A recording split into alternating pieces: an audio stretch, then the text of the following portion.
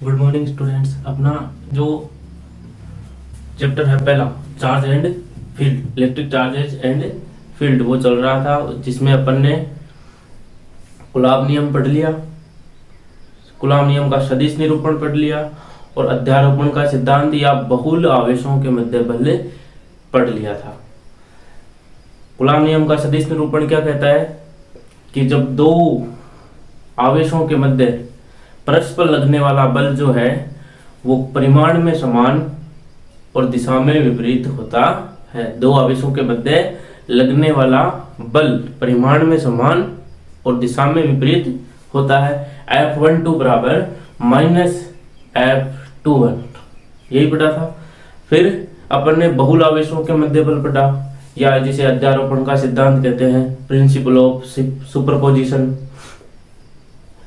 उसमें अपन ने बहुल आवेशों के मध्य जो बल है या अध्यारोपण का सिद्धांत बताया था कि एक स्थिर बिंदु आवेश पर लगने वाला परिणामी बल, एक स्थिर बिंदु आवेश पर लगने वाला परिणामी बल अन्य स्थिर बिंदु आवेशों के कारण लगने वाले सभी बलों के सदिश योग के बराबर होता है।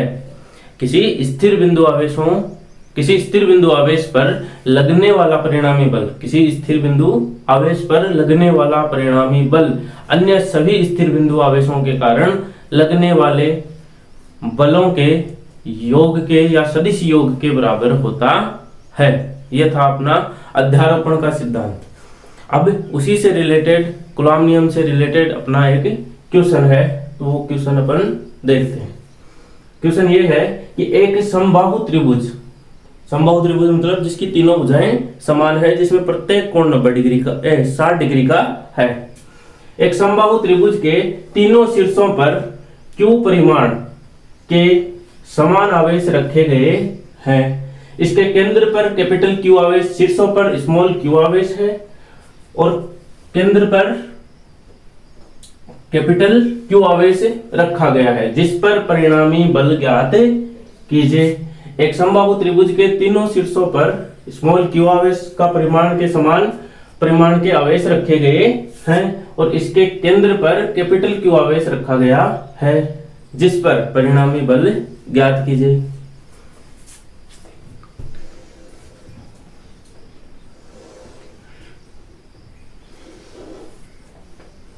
ये क्या है अपना समबाहु त्रिभुज,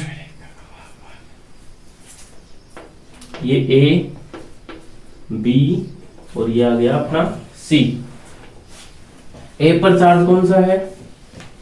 Q, स्मॉल q, B पर स्मॉल q, C पर स्मॉल q चार्ज। तीनों शीर्षों पर कौन सा चार्ज रखा गया है? स्मॉल q चार्ज रखा गया है। हम इसका सॉल्यूशन निकाल रहे हैं। स्मॉल q परिमाण के समान आवेश रखे गए हैं, केंद्र पर कैपिटल Q आवेश रखा गया है, तो ये केंद्र है, मान लिया ये केंद्र बिंदु O है, जिस पर कैपिटल Q आवेश रखा गया है, कैपिटल Q आवेश रखा गया है। अब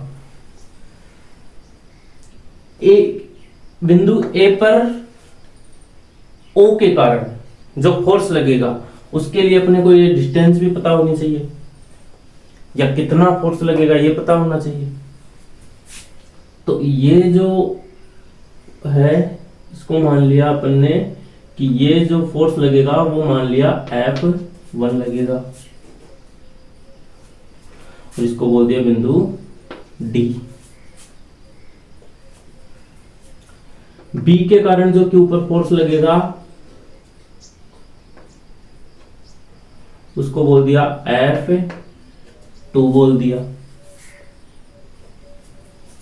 C के कारण जो Q पर कैपिटल Q पर फोर्स लगेगा उसको अपन ने F3 बोल दिया, F3 बोल दिया। अब F3, F1, F2 ये जो फोर्स लग रहा है इस डिस्टेंस तक है भाई। A पर Q आवेश रखा है, O पर कैपिटल Q आवेश रखा है, तो इस स्मॉल q के कारण कैपिटल Q आवेश पर जो फोर्स लगा है वो A और डिस्टेंस तक लगा है। बी पर जो क्यू आवेश रखा है, ओ पर जो कैपिटल क्यू आवेश रखा है वो बी ओ डिस्टेंस तक लगा है, और सी पर जो स्मॉल क्यू रखा है उसने सी ओ डिस्टेंस तक कैपिटल क्यू पर फोर्स लगाया है। तो समबाहु त्रिभुज में एक प्रमेय है कि समबाहु त्रिभुज के शीर्ष से, किसी समबाहु त्रिभुज के शीर्ष से केंद्र तक की दूरी, ये केंद्र है सेंटर ओ, केंद्र तक की दूरी L/√3 होती है, जहां L क्या है, उसकी प्रत्येक भुजा है। L क्या है, उसकी प्रत्येक भुजा है। तो किसी समबाहु त्रिभुज में शीर्ष से केंद्र तक की दूरी, शीर्ष से केंद्र तक की दूरी कितनी होती है, L/√3 होती है। तो अपन ये लाइन लिख सकते हैं कि किसी, या हम जानते हैं,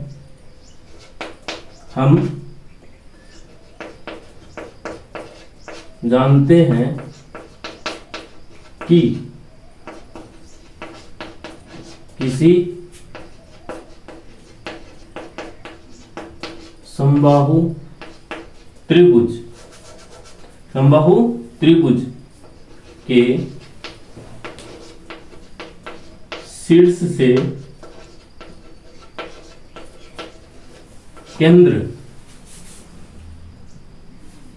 केंद्र तक की दूरी L/√3 होती है, L/√3 होती है।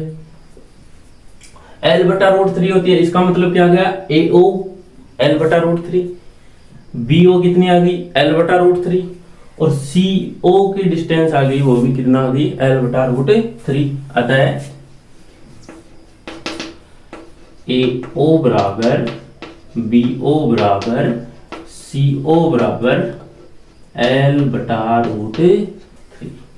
ये क्या आ गई, AO BO CO की जो डिस्टेंस है वो आ गई। अब फोर्स के लिए यही चाहिए थी कि A से O तक कितना फोर्स लगाएगा, तो अपन फॉर्मूले में भी लिखते हैं कि F बराबर K Q1 Q2 upon R²। जो R है वही क्या है, ये डिस्टेंस है। तो L की वैल्यू या R की वैल्यू अपने पास आ गई है, कितनी, L/√3। यहाँ L क्या है, समबाहु त्रिभुज की भुजा है, और ये भी L है, ये भी L है, ये भी L है। क्यों, क्योंकि समबाहु त्रिभुज की तीनों भुजाएं क्या है, बराबर है। तो कि हम जानते हैं कि किसी समबाहु त्रिभुज के शीर्ष से केंद्र तक की दूरी L/√3 होती है। अतः AO BO और CO तीनों की वैल्यू कितनी है, L/√3। अब बिंदु Q के कारण या बिंदु A पर रखे Q आवेश, स्मॉल Q आवेश के कारण बिंदु O पर, बिंदु B पर रखे Q आवेश के कारण बिंदु O पर, और बिंदु C पर रखे Q आवेश के कारण O पर जो फोर्स लगेगा वो मान लिया अपने F1 F2 और F3 है। कितना है, F1 F2 F3 है। भाई डिस्टेंस समान है तो फोर्स भी तीनों का क्या लगेगा, बराबर लगेगा। तो एक एक नहीं निकाल करके एक साथ निकाल ले अपन। भाई फोर्स है वो बराबर ही तो लगेगा, समान डिस्टेंस पर है तो फोर्स कितना लगेगा, बराबर लगेगा। तो क्या लिखेंगे, अतः बल F1 बराबर F2 बराबर F3। क्या लिखेंगे, K Q अपॉन L/√3 का स्क्वायर, यही आएगा। क्योंकि F1 भी कितना है, L/√3 की डिस्टेंस पर लग रहा है, F2 भी कितना लग रहा है, L/√3 की डिस्टेंस पर, और F3 भी कितना है, L/√3 की डिस्टेंस पर लग रहा है।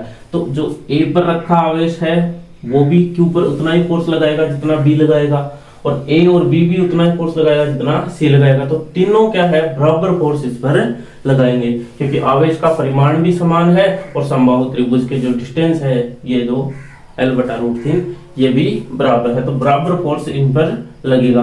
तो ये इसकी वैल्यू कितनी आ जाएगी, F1 बराबर F2 बराबर F3 बराबर ये कितना आ जाएगा 3KQ capital Q upon L square. ये आ गया इसका टोटल फोर्स आ गया। अब A पर फोर्स कितना लग रहा है, A के कारण फोर्स ये लग रहा है, B के कारण भी फोर्स कितना लग रहा है 3KQ अपॉन L स्क्वायर, और C के कारण भी फोर्स O पर कितना लग रहा है 3KQ अपॉन L स्क्वायर। प्रत्येक शीर्ष पर Q परिमाण का आवेश है और प्रत्येक फोर्स के जो बीच में है ये जो कोण है वो 120 डिग्री का कोण बन रहा है। और फोर्स की डायरेक्शन देखो, तीनों के एक दूसरे के विपरीत है, अलग अलग।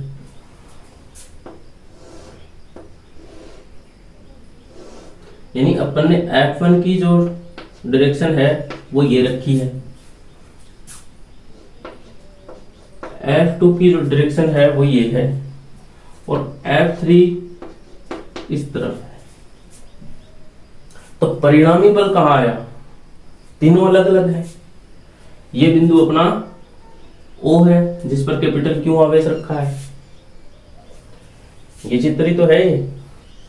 तो इसका जो परिणामी बल है, यदि अपन F2 और F3 की बात करें तो ये जो दो भुजाएं आपको दिख रही हैं ये एक समांतर चतुर्भुज का निर्माण करती है, और ये जो आएगा इसका परिणामी फोर्स आएगा, यानी इसको रिजल्टेंट फोर्स बोल दें, FR बोल दें। तो F2 और F3 का जो रिजल्टेंट फोर्स आएगा वो FR आएगा। भाई इन दोनों का फोर्स रिजल्टेंट कितना आएगा, ये आएगा। यदि F2 और F1 का रिजल्टेंट फोर्स निकालें तो वो यहां से आएगा, इसके लिए ये FR आ जाएगा। और यदि F3 और F1 का रिजल्टेंट फोर्स की बात करें तो वो ये FR आ जाएगा। तो इन दोनों का परिमाण ये वाला, इन दोनों का परिणामी बल ये आ जाएगा, और 2 और 3 का परिणामी बल ये आ जाएगा। तो अपन क्या लिखेंगे कि प्रत्येक बल के मध्य 120 डिग्री का कोण है, अतः समांतर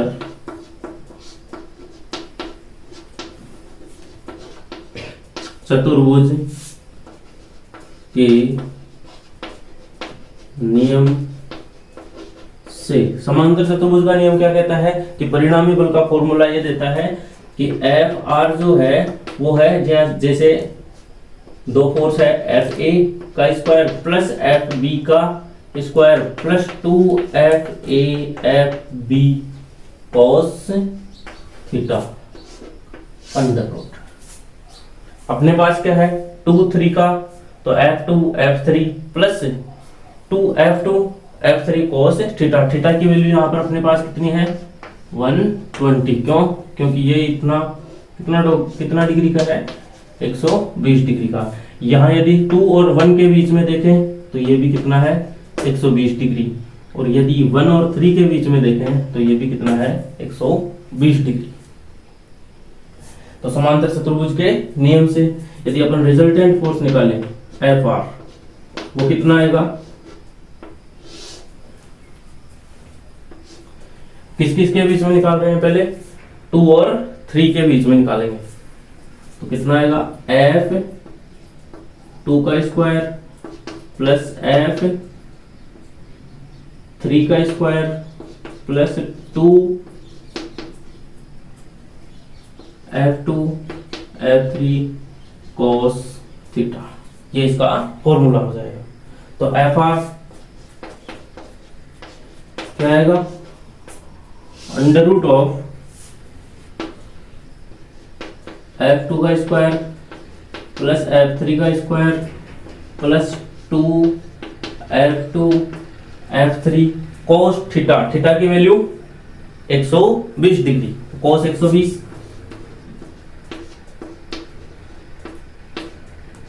cos 120। डिस्टेंस समान है तो फोर्स भी क्या लगा, समान लगा।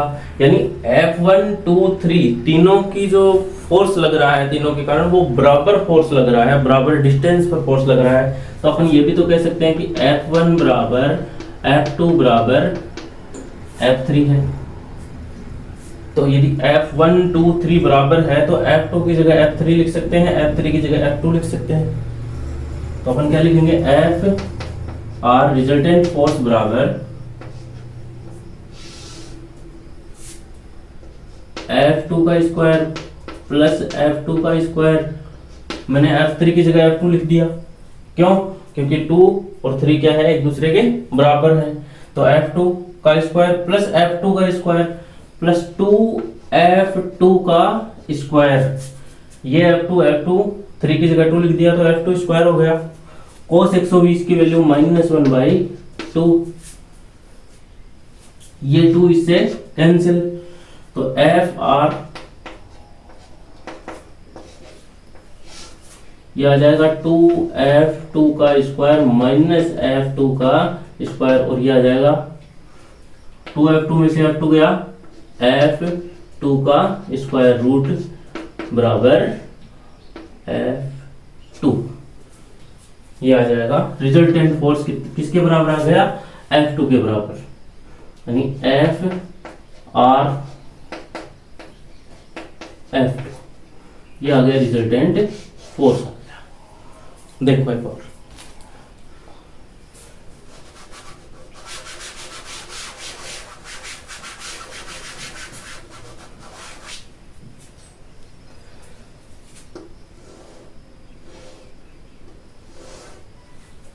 ये था F3, ये था F2 और ये वाला F1 है।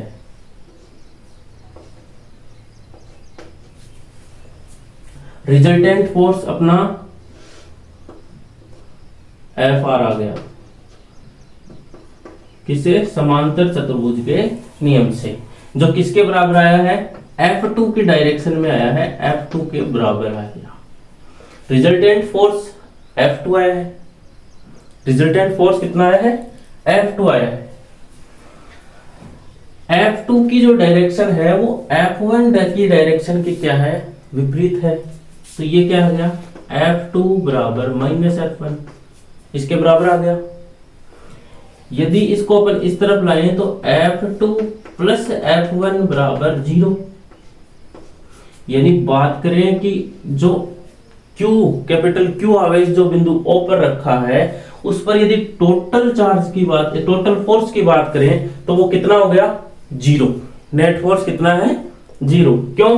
क्योंकि जो Fr जो आया है, रिजल्टेंट फोर्स आया है, उसकी डायरेक्शन F1 के क्या है, विपरीत है। परिमाण में समान और दिशा में विपरीत होने के कारण रिजल्टेंट फोर्स 0, रिजल्टेंट फोर्स 0। इसलिए Fr जो है वो F2 के बराबर आया है। ये इसकी डायरेक्शन में आया है, इसलिए परिमाण में समान है ये, लेकिन दिशा में किसके है, विपरीत है। तो F2 और F1 की जो डायरेक्शन है वो एक दूसरे के विपरीत है, लेकिन परिमाण में क्या है, समान है। इसलिए ये दोनों क्या हो जाएंगे, कैंसिल हो जाएंगे, और जो रिजल्टेंट फोर्स आएगा वो आएगा 0। इसी प्रकार यदि अपन F2 और F1 का जो रिजल्टेंट फोर्स निकालेंगे वो F1 के इक्वल आएगा, लेकिन F3 के क्या आएगा, विपरीत आएगा, और दोनों मिलकर के क्या हो जाएंगे, 0। क्योंकि दोनों की डायरेक्शन क्या हो जाएगी, एक दूसरे के विपरीत हो जाएगी, और रिजल्टेंट फोर्स बचेगा अपने 0। जो नेट फोर्स आ जाएगा बिंदु O पर वो 0 आ जाएगा। इसी प्रकार यदि अपन F3 और F1 की बात करें तो ये वाला रिजल्टेंट फोर्स Fr निकलेगा, जो F3 के इक्वल आ जाएगा, और जो F3 के इक्वल आएगा वो किसके विपरीत आएगा, F2 के विपरीत आएगा। तो F3 और F2 का परिमाण तो समान होगा, लेकिन दिशा एक दूसरे के विपरीत होने के कारण ये दोनों क्या हो जाएंगे, कैंसिल हो जाएंगे, और जो टोटल फोर्स आएगा वो कितना आ जाएगा, 0 आएगा। तो अतः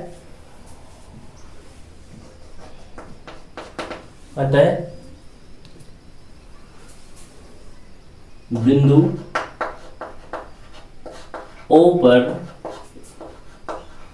रखे कैपिटल क्यू आवेश पर, कैपिटल क्यू आवेश पर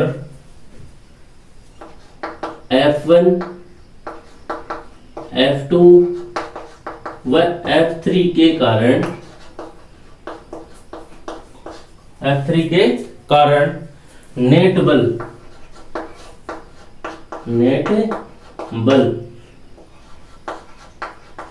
शून्य लगता है। ये अपना इसका सॉल्यूशन हो जाएगा कि क्यू आवेश स्मॉल क्यू के कारण इस कैपिटल क्यू पर कितना फोर्स लगा, ये वाला लगा। फिर बी पर जो क्यू स्मॉल क्यू आवेश रखा है उस कैपिटल क्यू पर कितना फोर्स लगाया, इतना ही फोर्स लगाया, 3K capital Q upon L square. फिर सी के कारण क्यू पर कितना फोर्स लगा, वो भी यही लगा। तीनों फोर्स परिमाण में समान है, लेकिन क्या है इनका जो रिजल्टेंट फोर्स है वो तीसरे के विपरीत है। भाई दो फोर्स का जो रिजल्टेंट फोर्स है वो तीसरे की क्या है, दिशा में विपरीत है। तो दोनों का जो रिजल्टेंट फोर्स परिमाण में समान और दिशा में विपरीत होने के कारण क्या हो जाएंगे, कैंसिल हो जाएंगे। और कैंसिल होकर जो नेट फोर्स बचेगा वो कितना बचेगा, 0 बचेगा। तो कितना आ जाएगा यहाँ पर, क्यू आवेश पर जो परिणामी बल लगेगा वो 0 लगेगा, 0। ठीक है।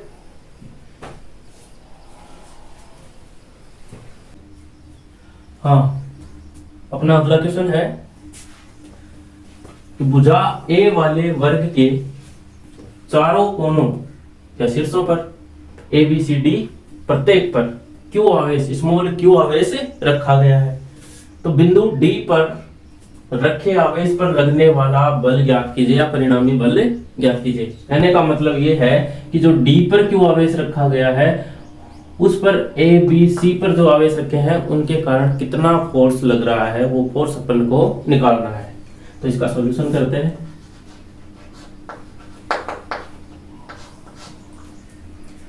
क्या दे रखा है, वर्ग दे रखा है।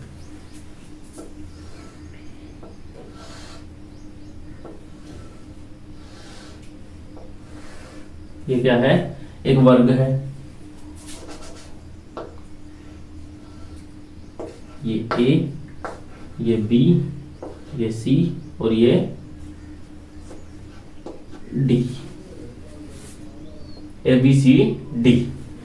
A पर कितना है, Q चार्ज रखा है, B पर भी Q, C पर भी Q चार्ज रखा है और D पर भी Q चार्ज रखा है।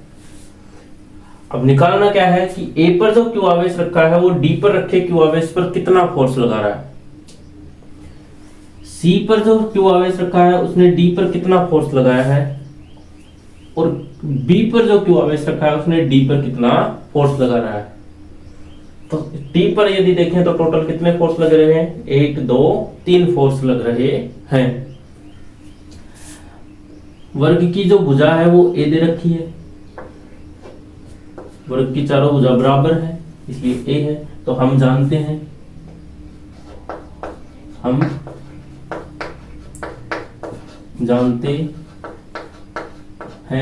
क्या जानते हैं कि AB, BC, CD और DA किसके बराबर है, A के बराबर है। तो AB बराबर, BC बराबर, CD बराबर, DA बराबर स्मॉल a, तथा विकर्ण BD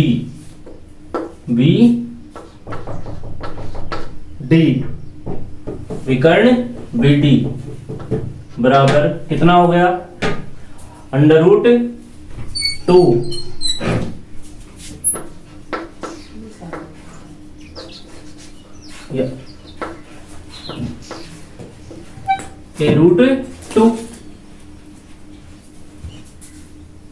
√2 हो गया। यानी AB, BC, CD, DA कितनी वैल्यू दे रखी है अपने को, A दे रखी है। और ये जो विकर्ण होता है वो कितना होता है, भुजा का A√2 गुणा होता है। यदि अब बात करें फोर्स की, तो जब A पर Q आवेश रखा है उसने डी पर कितना फोर्स लगाया है?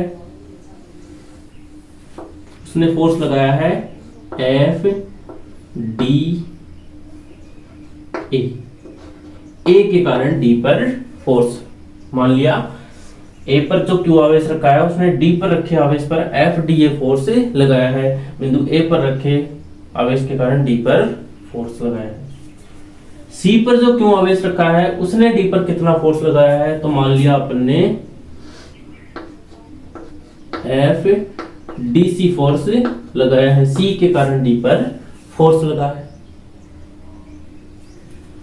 अब बी पर जो आवेश रखा है उसने डी पर कितना फोर्स लगाया है? तो ये तो सीधा लगाएगा, ऐसे थोड़ी लगाएगा यहां से आकर के, सीधा फोर्स लगाएगा। तो सीधा फोर्स लगाएगा ये वाला, कितना लगाएगा? F D B.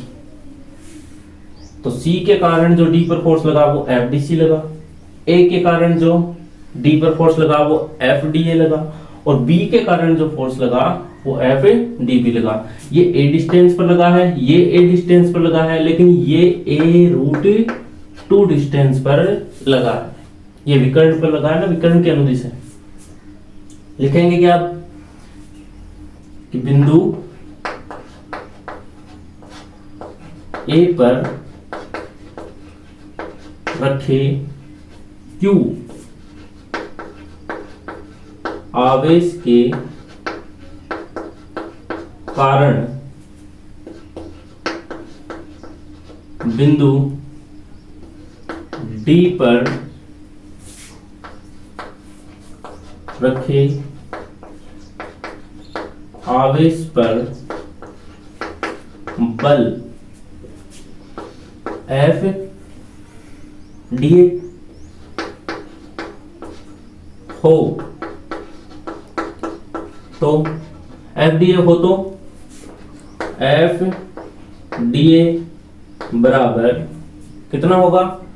फॉर्मूला क्या था अपना? एफ बराबर K Q Q two, Q one Q two upon R square, यही था। तो अपन के क्यू, यहां पर भी क्यू है, यहां पर भी क्यू है, तो क्यू वन क्यू टू की वैल्यू क्यू ही है, इसलिए क्यू स्क्वायर हो गया अपॉन कितने डिस्टेंस पर लगा है? ए डिस्टेंस पर लगा है, तो ए स्क्वायर। ये आ गया एफ डी ए बराबर के क्यू स्क्वायर अपॉन ए स्क्वायर। तो ए के कारण जो डी पर फोर्स लगा है वो एफ डी ए लगा है, और कितना लगा है? के क्यू स्क्वायर अपॉन ए स्क्वायर। किस डायरेक्शन में लगा है? तो ए से डी की ओर लगा है, तो लिख देंगे ए से डी की ओर। अब सी के कारण जो डी पर फोर्स लगा है वो कितना लगा है? F D C. तो लिखेंगे बिंदु सी पर, बिंदु सी पर रखे क्यू आवेश के कारण बिंदु डी पर रखे आवेश पर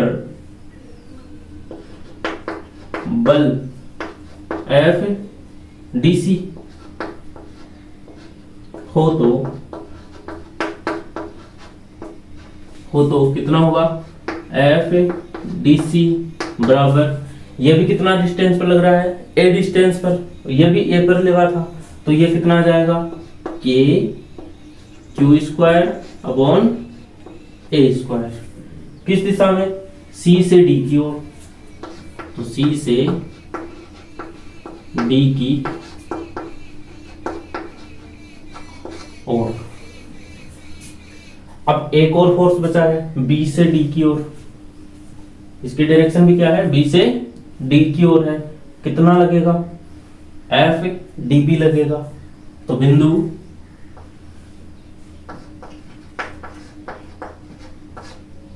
बी पर रखे आवेश Q के कारण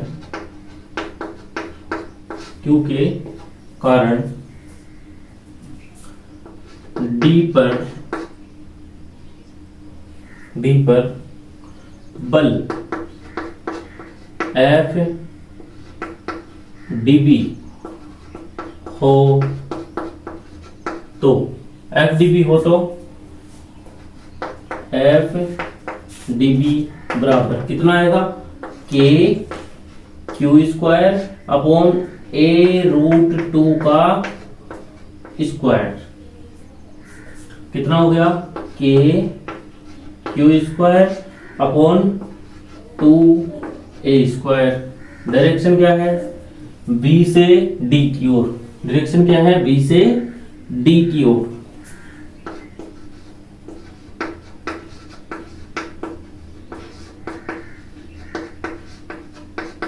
बी से डी की ओर। ये आ गया तीनों चार्जेस के कारण डी पर फोर्स आ गया। तो ए के कारण जो डी पर फोर्स लगा है वो इतना लगा है, के क्यू स्क्वायर अपॉन ए स्क्वायर।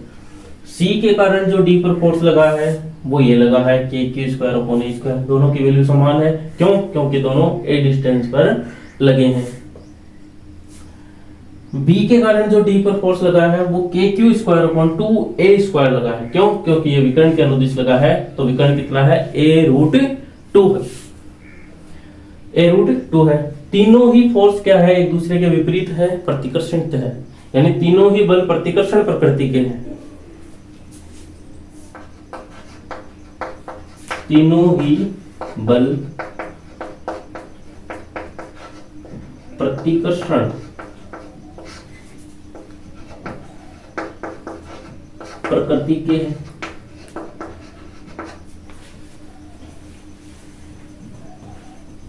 अतः बिंदु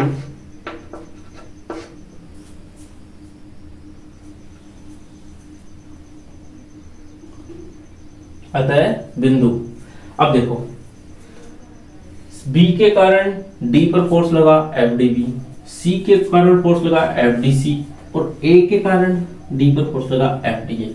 यदि इन दोनों का रिजल्टेंट फोर्स निकाल लिया जाए तो वो इसी डायरेक्शन में आ जाएगा। यदि इन दोनों का, एफ डी सी का और एफ डी ए का, यदि रिजल्टेंट फोर्स निकाल लिया जाए तो दोनों का जो रिजल्टेंट फोर्स है वो एफ डी बी के अनुदिश आ जाएगा।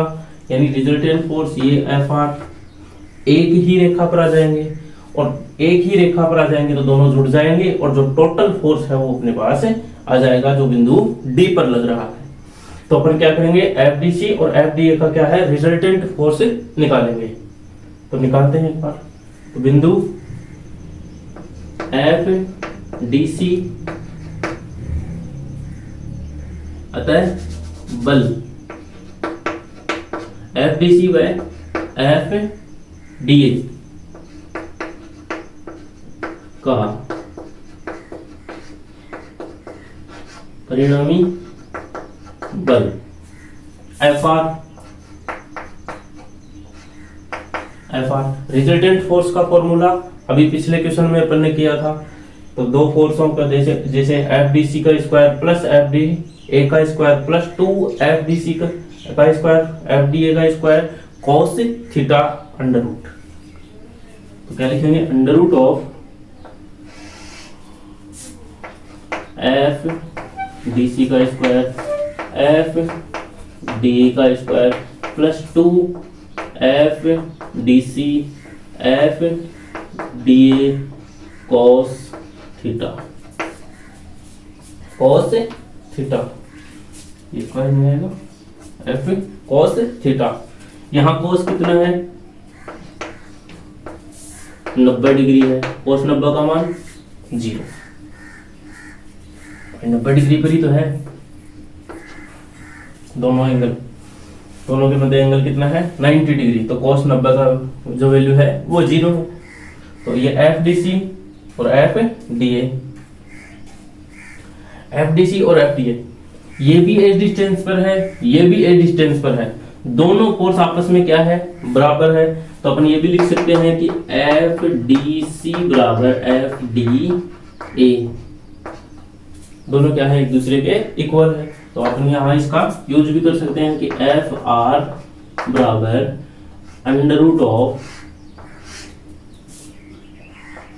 F D A square plus F D A square plus 2 F D A का स्क्वायर cos 0 की वैल्यू cos 90, थीटा की वैल्यू 90 डिग्री। तो 90 डिग्री की वैल्यू कितनी हो जाएगी 0, तो ये टर्म हो गया 0। बचेगा कौन सा, ये वाला टर्म।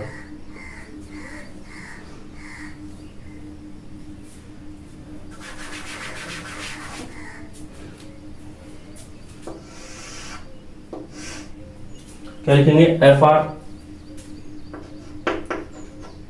बराबर ये वाला टर्म 0, इसकी वैल्यू cos 90 की वैल्यू 0, तो ये कितना बच जाएगा, अंडर रूट ऑफ 2 FDA का square, FDA plus FDA 2 FDA square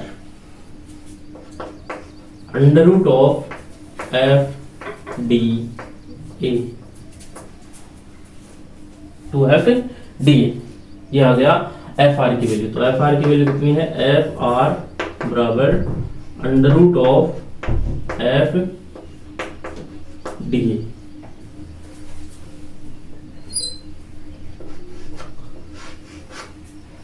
तो ये FR की वैल्यू कितनी आ गई यहाँ, अंडर रूट ऑफ FDA, यानी इन दोनों का जो रिजल्टेंट फोर्स आया है वो A से D की डायरेक्शन में आया है, A से D की डायरेक्शन में आया है। अभी तक D पर टोटल फोर्स नहीं आया, टोटल फोर्स अब निकलेगा।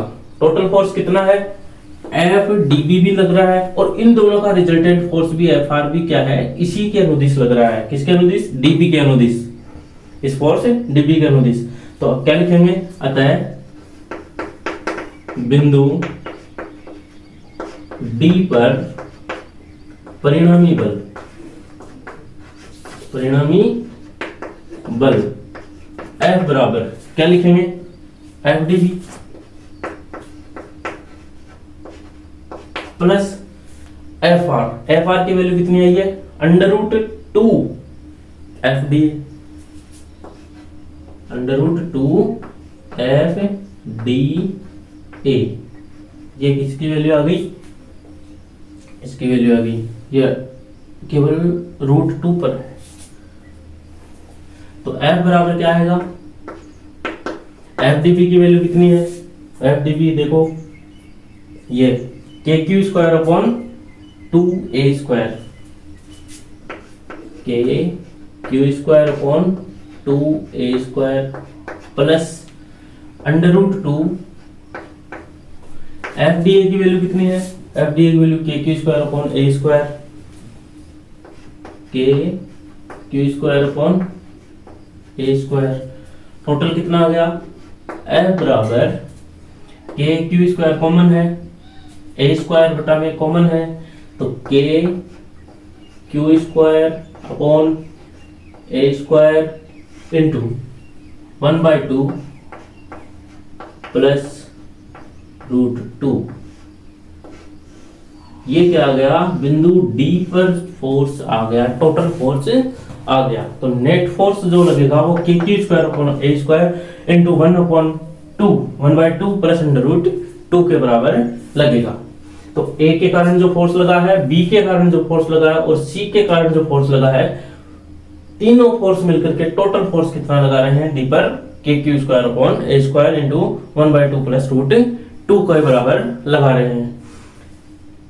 एक बार फिर से कि DC और DA के कारण जो फोर्स लगा है, A के कारण D पर और C के कारण D पर फोर्स लगा है, इन दोनों का रिजल्टेंट फोर्स निकलेगा जो DA के अनुदिश आएगा। दोनों की डायरेक्शन एक ही है, इसलिए दोनों फोर्स क्या है, यहां जुड़ जाएंगे, कैंसिल नहीं होंगे। तो D के कारण जो फोर्स लगेगा वो ये टोटल फोर्स ये दो लगेगा, कौन सा, FR जो किसके बराबर आया है, अंडर रूट 2 FDA के बराबर, और एक जो B के कारण D पर फोर्स लग रहा है वो। तो दोनों फोर्स जुड़ेंगे, वही क्या है, इसका टोटल फोर्स आ जाएगा। ठीक है।